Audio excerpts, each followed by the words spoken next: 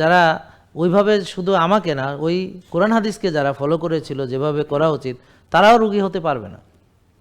কিন্তু মুশকিল হলো হুজুররা মানে সবচেয়ে বেশি আল্লাহকে মানে, আমরা বিশ্বাস করি সেটা, কিন্তু সয়াবিন তেল খায়, এবং জিলাপি আগে হুজুরে খায় তারপর আমরা খাই, বিরিয়ানি আগে হুজুরে খায় এরপর আমরা খাই, আগে হুজুরে খাওয়াইয়া তারপর আমরা খাই। তাহলে উনি হালাল তেল খাওয়া আমাকে শিখাইলো না, জম্মের খাওয়া শিখাইলো।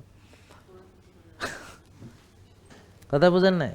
তা এখন আপনি যাদের থেকে দিন শিখবেন তারাই তো আপনাকে শিখাইতেছে, তাদেরই এখন ভুঁড়ি এত বড়, তারাই ডায়াবেটিস। তা এখন আপনি কার থেকে শিখবেন? মাদ্রাসায় সয়াবিন তেল দিয়ে বাচ্চাদের খাওয়ায়, বুঝতে পারছেন?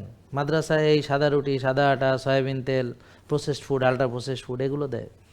তাহলে কিভাবে বাচ্চারা মানে মেধাবী, কিভাবে? হালাল তয়েব নাই সেখানে, তয়েব নাই। এখন তয়েব না খেলে কীভাবে হবে? হুজুরকে 7 দিন 7 বাড়ি থেকে খাবার পাঠায়, তো হুজুরে যেদিন রান্দা দেয় ওদিন একটু ভালো রান্ধে, পোলাও, কোরমা, বিরিয়ানি, বা হুজুরে একটু ভালো করে খাওয়ায়, আইটেম বাড়ায় দেয়, হুজুরও মাশাল্লাহ আল্লাহর দেওয়া নিয়ামত, খাবার আলহামদুলিল্লাহ বিসমিল্লাহ কয়া। ব্যাপারটা বুঝছেন? হ্যাঁ হ্যাঁ, মন তো পেটে থাকে, মন থাকে পেটে, তা মন রক্ষা করতে হলে পেট রক্ষা করতে হবে।